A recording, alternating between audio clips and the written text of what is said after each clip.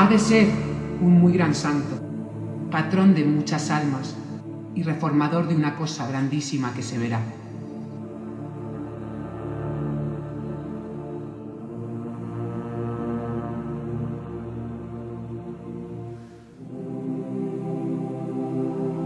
La profecía de la Santa de Ávila acabaría cumpliéndose. Pero siglos antes de ser canonizado y antes beatificado, Fray Juan Bautista de la Concepción llegó a La Solana para atender la petición de los lugareños de entonces. Venía para fundar un convento de la Santísima Trinidad. Un convento trinitario.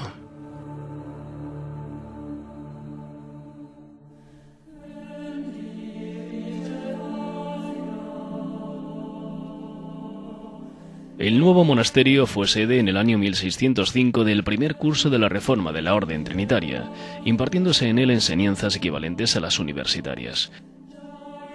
Intramuros vivieron frailes como San Miguel de los Santos o el venerable Tomás de la Virgen. La pujanza del convento solanero era tal que a mediados del siglo XVIII lo habitaban 31 religiosos y aún en el primer tercio del siglo XIX se registran 18 residentes. Pero las leyes desamortizadoras durante la primera mitad del 800 agitan todo el establishment religioso del país. El convento de La Solana también se ve sacudido. Con la desamortización de Mendizábal, lógicamente los frailes dejan el convento. Fue en el año 1835 cuando el padre ministro, Fray Antonio de San José, y el intendente José de Bustos son los que recorren las instalaciones y describen cómo era el convento en todos sus departamentos. Los bienes de la comunidad trinitaria se venden entre 1839 y 1841, entre ellos 127 fanegas de tierra, más de 9.000 cepas y casi 1.500 olivas. El conde de Casa Valiente compra la célebre huerta del convento. La huerta del convento, lógicamente, era parte importante de ese convento de trinitarios. Hay que recordar que la huerta tenía de extensión 5 fanegas, 3 celeminas y un cuartillo.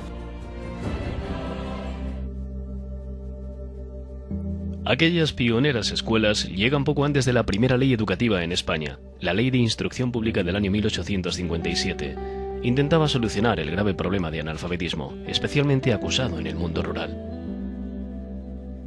Las escuelas del convento, ya secularizadas, fueron la cuna formativa del gran pintor solanero Gabriel García Maroto. Gabriel García Maroto, que vivía precisamente en la calle Rodado, fue un alumno aventajado. Cuentan Angelino Serrano de la Cruz, que ha hecho la tesis doctoral sobre él, que prácticamente ya el maestro no podía enseñarle más. Si la memoria es el único paraíso del que no podemos ser expulsados, Caridad todavía reside en él. Nació en 1919 y recuerda las escuelas del convento como si fuera ayer. Una escuela, cada uno en su banco, con los compañeros, y allí mismo estaban unas ventanas muy grandes que iban a dar abajo. Pues daban una cartilla y tenías que decir lo que tenía la cartilla, y si no, pues tenías que escribir. Es muy diferente antes, adiós. Eran los años 20 del siglo pasado. En el convento ya impartía su magisterio la recordada doña Antonia Cortés, o doña Teresa, la maestra que dio clase a Caridad. Era una mujer ya muy antigua, con unas sayas muy largas. Doña Teresa y un chal. Nos ponía muestra y si lo hacíamos mal, decía, bueno, mi maestra no fue mala, no. Doña Antonia, la de arriba, esa castigaba más, que le daba en la cabeza con una regla.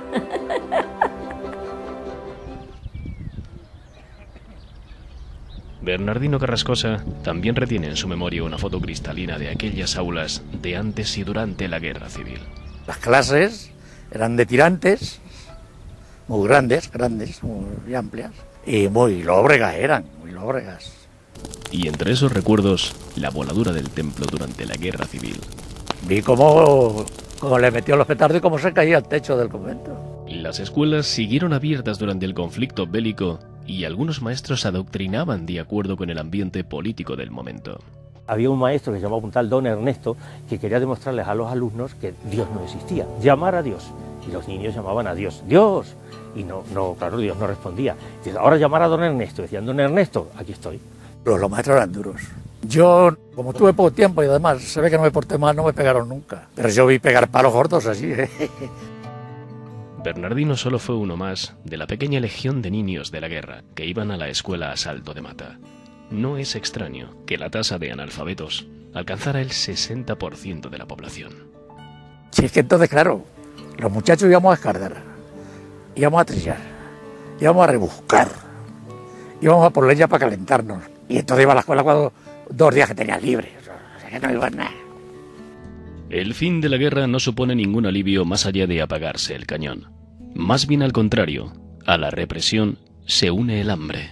La guerra fue muy dura, pero la posguerra aquí fue más dura que la guerra. Pues aquí la guerra había reservas todavía. Después de la guerra no era que palos. La enseñanza se reanuda en toda España bajo un sesgo político muy definido.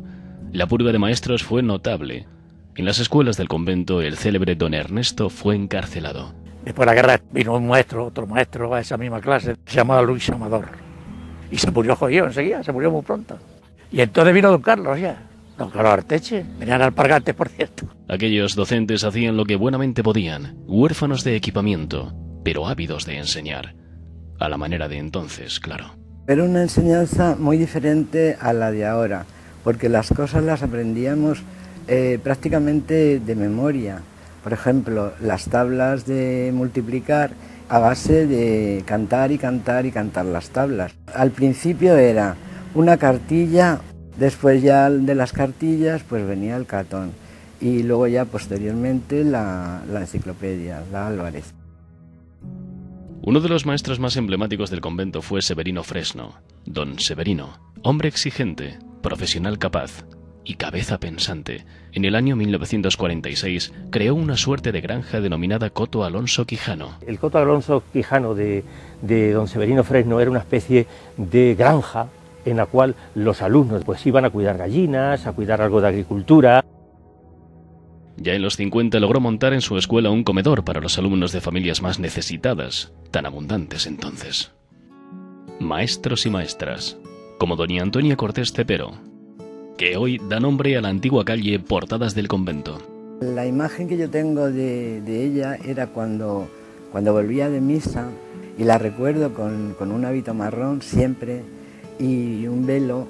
Solo son algunos ejemplos de los muchos hombres y mujeres que han labrado la enseñanza de tantas generaciones de solaneros y solaneras, en unos años marcados por la escasez y la dificultad en todos los ámbitos.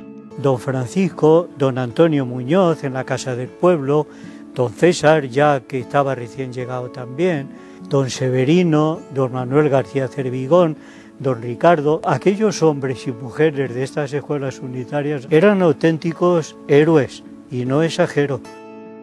Las escuelas unitarias del convento, como otras que fueron apareciendo en la Solana, no tenían nada que ver con los colegios de hoy en día en cuanto a organización. No había directores, no había claustros. Cada maestro o maestra tenía su clase, sus alumnos, y no respondía ante nadie más. Es que aquello era un aula, simplemente. Un maestro con su pizarra, con un guardapolvos, porque todo era a base de tiza, a base de tinta y tintero, y no había más. Llegaba la madre, mire usted que le quiero traer a mi niña, pues bien, pues me la trae. O si ya había mucho, pues mire usted, tendrá que ir a otra clase a ver porque aquí ya somos muchos. Me cogió una vecina de mi calle y le dice a mi madre, me la llevo. Y tenía 3 años, me llevó a la escuela, era doña Antonia Cortés, y me dijo, bueno, Reposito, entonces ya mañana no vienes. Y por lo visto, y que yo contesté, ha dicho mi mamá que todos los días, mi mamá no había dicho nada. Muchos de esos docentes, trabajando dentro y también fuera de su aula, iban a las casas, hablaban con los padres. No querían que los alumnos con talento dejaran de estudiar. Me quedé absolutamente sorprendido un día que llego a mi casa y me dice mi madre, aquí ha estado don Manuel, que quiere hablar con padre para que tú estudies. Viéndose impotente, se buscó al alcalde del pueblo, don Julián Castellanos. Cuando mi padre vio pasar al alcalde del pueblo a mi casa, pues le entraron los 7 males y casi no tuvo don Julián que esforzarse en exceso. Dijo mi padre, ipso facto, que estudie, que estudie. Años de aprendizaje según las pautas de la época, y también de juegos infantiles según las pautas de la época. El recreo lo teníamos en la lonja, donde está la iglesia. Jugábamos a la comba, jugábamos con el saltador, jugábamos a los alfileres. Los niños, más revoltosos, se divertían con aquel fuego cruzado de piedras callejeras.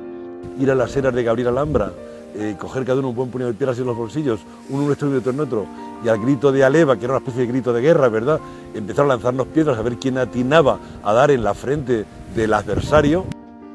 Durante largas décadas fue bastante común celebrar el Día de la Comadre. Los niños acudían con presentes a su maestro o maestra. No es exagerado decir que suponía un alivio para las despensas particulares de aquellos sufridos docentes. Eso de que pasa más hambre que un maestro de escuela, en aquellos tiempos tenía algo de verdad. Por tanto, yo pienso que esa costumbre se originaría y acabaría en tradición debido a las épocas de penuria de la posguerra, ¿verdad? Había diferencias, había familias con más poder económico y familias más humildes. Las más humildes pues a lo mejor estaban por un kilo de naranjas, unos huevos. Son muchos los que aún recuerdan la llamada leche en polvo yanqui, las migajas que el Plan Marshall dejó en España. Y esa leche era una leche en polvo, un polvo amarillo, que lo disolvían en una gran perola y con un cazo iban echándonos a las niñas y a los niños durante el recreo y teníamos que tomarla, que cada uno teníamos un vaso, que no nos gustaba, pero nos obligaban a tomar leche porque entonces no se tomaba leche como ahora, pues habitualmente en todas las casas. En el convento había donde entretenerse. Por ejemplo, pasando al tétrico cementerio donde reposaban los restos de los religiosos trinitarios.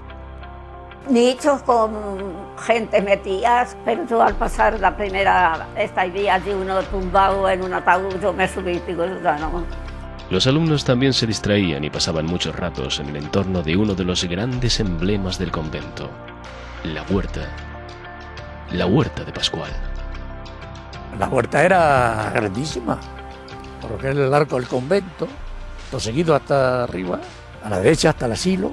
Pasabas, había unas portajes siempre abiertas, había una piscina muy grande y había otro lavadero para lavar, y así íbamos a lavar lana, la que tenía que lavar lana. Si mi cabeza tuviera que ser un ordenador, como la de mucha otra gente, pues recordaría perfectamente dónde estaban las dos norias, dónde estaba la alberca, dónde estaba una zanca que cruzaba lo que es ahora la calle Prolongación de Huertas, dónde se cogían las patatas de caña, dónde se sembraban los rábanos, dónde se sembraba todo. Íbamos a por lechugas, pepinos también tenían, tomates. Todo lo que aquello que pegaba al asilo era muy mala tierra y eso, pero lo que había aquí abajo, lo que es ahora la calle Prolongación de Huertas, era muy buena tierra. Sembraba cerdas, sembraba rábanos, sembraba espinacas, sonaba de todo. A veces nos escapábamos, íbamos a la huerta del hermano Pascual. Las viejas escuelas unitarias fueron clausuradas en abril de 1962 bajo amenaza de ruina. Algunos vecinos se rebelaron contra esta decisión y una muy conocida matrona del pueblo encabezó sin éxito una protesta. La comadrona María Vicenta Izquierdo, junto con otras mujeres, realizó un movimiento para que el edificio del convento, lo que eran las escuelas, no se hundiera. Pasarían casi 5 años, pero en marzo de 1967 se procedió a demoler siglos de historia. Los alumnos ya habían sido reubicados con anterioridad. Los niños de este colegio tuvieron que distribuirse pues desde la sociedad, antigua sociedad protectora, la escuela de música, antes Casa de Cultura, hasta incluso donde está ahora la emisora municipal Radio Horizonte, que entonces era telégrafos y otras dependencias que había. Ahí fue donde también pues fuimos a la escuela muchos con don Manuel García Cebigón. El nuevo colegio se construyó en tiempo récord. Tenía 16 pequeñas clases y poco más, aunque suficiente, eso sí, para la perspectiva del momento. Estaba muy bien este colegio desde el principio. Yo había estado en otros colegios que habían sido años anteriores y quizás habían más deficiencias, pero ya cuando llegamos al convento pues estaba bien preparado. Yo recuerdo perfectamente que estábamos muy bien. Las aulas pequeñas, en el aula había una percha, la mesa del maestro con su silla y las mesas de los chicos y un pequeño armario. Ya estaba todo. Alumbraba la década de los años 70. Tiempos de cambios profundos en España y particularmente en la enseñanza. La nueva ley de educación, la llamada Ley Palasí, crea la EGB y moderniza el sistema. La administración entonces, sobre todo con esta ley de 1970, se volcó, yo creo que como nunca, el profesorado empezó a ser también tratado de una manera más justa, incluso en lo económico. Pero hubo algo que pronto distinguiría al Colegio Sagrado Corazón respecto a los demás, y no solo a nivel local. En el año 1977 se construye nada menos que un pabellón polideportivo cubierto, Una proeza para una época donde la educación física era una asignatura menor y siempre se practicaba a cielo abierto. Es que entonces yo había días que sacaba 2 clases, con 80 leones, ya me contarás. Yo me acuerdo de irme a las Garitas, aquí un partido, aquí otro y aquí otro, y yo supervisando. Cuando le dije lo del polideportivo se puso como, pero ¿cómo vamos a hacer nosotros una obra y tal? Sí, don César, mire usted, tal, hasta que lo convencí, tela. 1 millón de pesetas de la época costó aquella novedosa y robusta infraestructura deportiva. La estructura era lo más fuerte que había. No sé, cuando lo hundieron tendrían tela marinera. Con sus pros y con sus contras, el poli del convento, como enseguida se le conoció, fue un golpe de audacia. No tenía más que baches, mucha arena y pocos eventos. Yo me acuerdo un día que vino una chica de Puerto Llano, jugamos allí y perdimos de 2. Y aquí le metimos 20, le sacamos 20. Pero como aquí no había tanto bache y tanto, pues no botábamos apenas el balón, pum, pum, pum, pum. Y la profesora muy enfadada se fue, pues lo voy a denunciar a la delegación, que el piso está muy mal, digo, es lo que te hace. Augusto Luna marcó un antes y un después en el deporte solanero, y en el Colegio Sagrado Corazón en particular. Era el director cuando se derribó el aulario de 1967, una vetusta edificación incómoda y poco útil ya. Que estaba viejo, al principio no había calefacción, era una estufa de gas butano y no siempre con gas. Porque yo me acuerdo que una vez me dijo un funcionario del ayuntamiento, oficialmente no hace frío. El 7 de septiembre de 1992 se inaugura el nuevo cole, un flamante edificio con todas las comodidades, perfectamente adaptado a las nuevas necesidades de equipamiento y metodologías docentes. Es un edificio que se construyó ya pensando en el futuro en todos los detalles. Lo que más mejoró en el Sagrado Corazón todo fue el edificio. Cuando de pronto, de aquellos 2 bloques que no cabíamos en las clases, te encuentras con el vestíbulo nada más entrar y todo alrededor, tanto arriba como abajo. Es un colegio que reúne todas las condiciones. Buenos para todos, porque aquello eran las mejores condiciones para que los profesores, los alumnos y los padres tuviéramos unas instalaciones acordes. Eran años de crecimiento a todos los niveles y el aumento de alumnos obligó a desdoblar el Sagrado Corazón. Se construyó un nuevo aulario en la zona del Humilladero, inicialmente vinculado al colegio. Repartir al contingente de niños se hacía necesario, pero el procedimiento no convenció a todos. Las familias entraron en escena. Llegó un momento en que la dirección provincial nos convocó porque querían el colegio partirlo, hacer el Humilladero por un lado y el convento por otro, claro. Entonces, en aquella etapa hubo muchísima gente que no le parecía bien y hubo un pequeño conato de problema, una problemática que al final, pues la verdad es que el AMPA la abordó muy bien y aquello al final salió bien. Maestros, alumnos y padres es lo que se da en llamar comunidad educativa. En la enseñanza moderna es imposible disociar ninguno de esos pilares. Los padres y las madres del Colegio Sagrado Corazón constituyen un elemento básico en el crisol de actividades cotidianas del centro. Juan de Mata Prieto representa a aquella pionera asociación de padres del convento, hace casi 3 décadas. Años de intensa actividad como herramienta de cohesión y de estrecha complicidad con el profesorado. La gente se volcó. Recuerdo que las primeras juntas que convocamos a los padres, el 80 o el 90% de aquella gente iba a las juntas, se llenaban los salones. Empezamos a decirles que queríamos hacer unos cursos para los chavales de seguridad vial, primeros auxilios. Se hacían unos cursos para los chavales de guitarra, laúd y bandurria, pues el maestro Tolosa, y para coros y danzas también llegamos al hermano Capirote.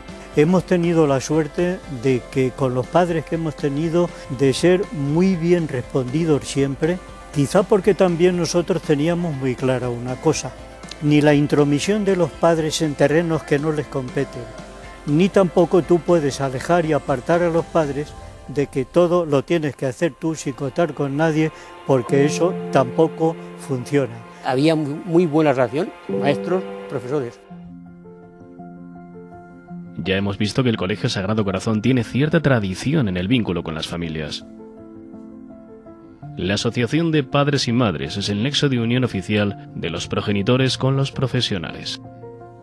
Como padres somos el papel principal como educadores y luego pues tenemos que acompañar a nuestros hijos en ese trayecto de aprendizaje y de educación. Mari Carmen pilota el AMPA del Sagrado Corazón.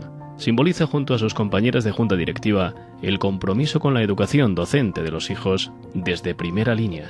Para mí lo más gratificante es poder colaborar en las actividades extraescolares que nos pide colaboración el colegio y vivirlo desde dentro, no ser un espectador más. El AMPA impulsa talleres, organiza actividades y se presta a cooperar en cualquier requerimiento. Es una pieza indispensable en el puzzle de la comunidad educativa, aunque a menudo se sientan solas.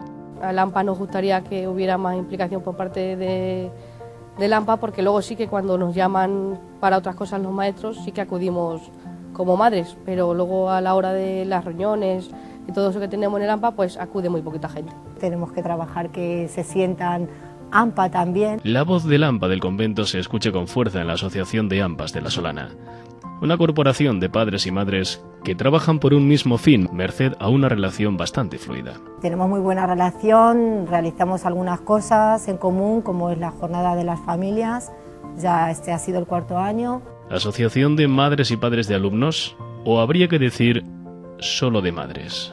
El nivel de implicación de los padres, muy escaso. Nos falta concienciar que también se tienen que implicar no solamente para saber las notas, y es una asignatura pendiente.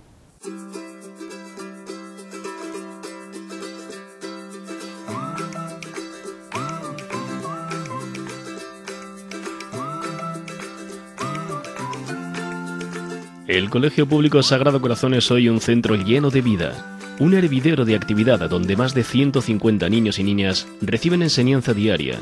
Es el decano de los 8 colegios de infantil y primaria de La Solana, el más veterano de todos, que se desenvuelve en unas instalaciones amplias, modernas y completamente funcionales, muy diferentes a aquellas escuelas unitarias de antaño. Enganchado a la exigencia de una metamorfosis constante, el Sagrado Corazón asume con naturalidad la obligación de afrontar los retos de una transformación que no cesa. Estamos en un momento de cambio, porque la sociedad lo va demandando.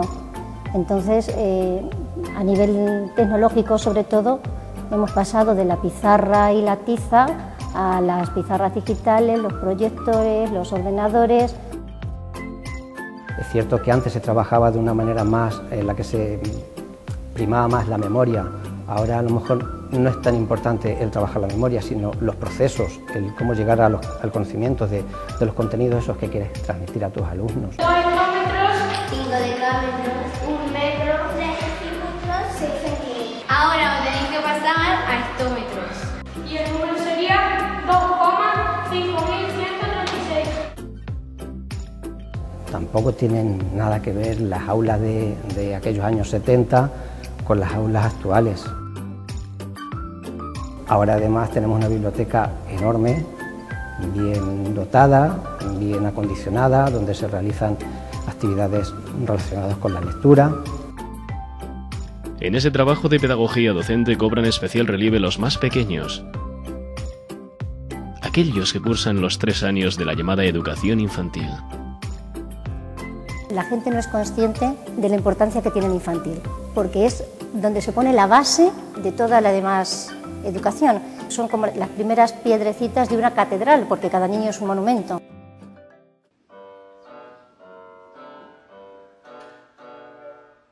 La evolución está siendo una constante en las metodologías y en las herramientas a disposición de los maestros, a fin de poder enseñar mejor. Es cuestión de estar al día. Un esfuerzo notable de reciclaje prácticamente continuo que para un profesional tiene su dificultad. Los alumnos de hoy son esponjas. Nuestra labor en ese sentido es más bien enseñarle a usar los medios. O sea, ellos lo usan, pero el saber usarlo bien es lo complicado. Los recursos que disponemos ahora te facilitan mucho esa labor.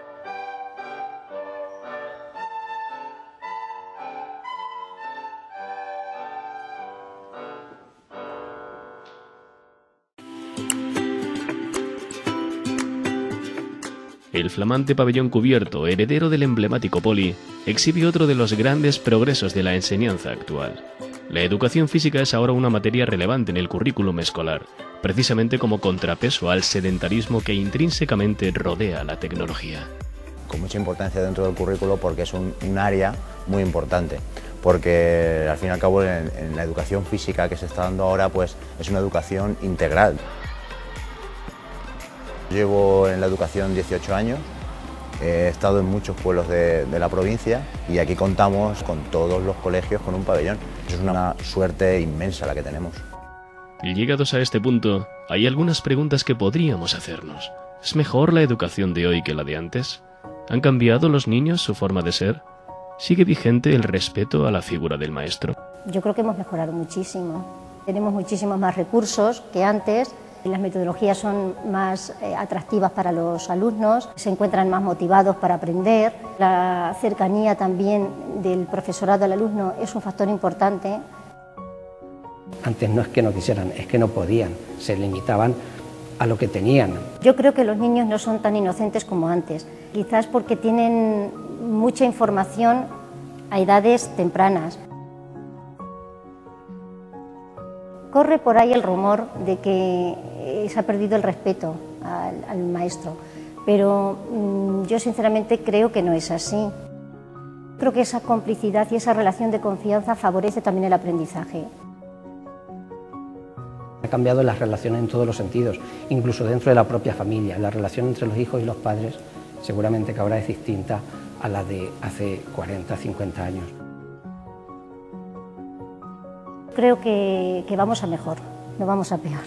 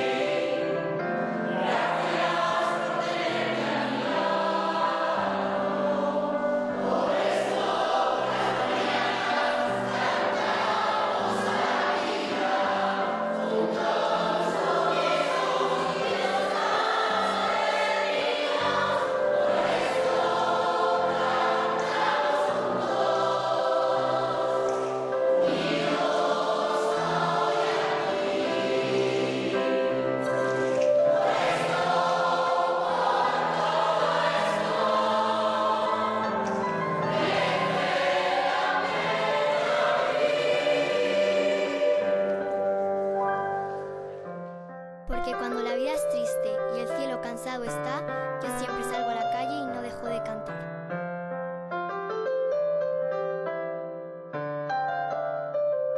Por eso, al apagarse la llama y sentirse naufragar, por eso sujeto tu mano y no te dejo marchar.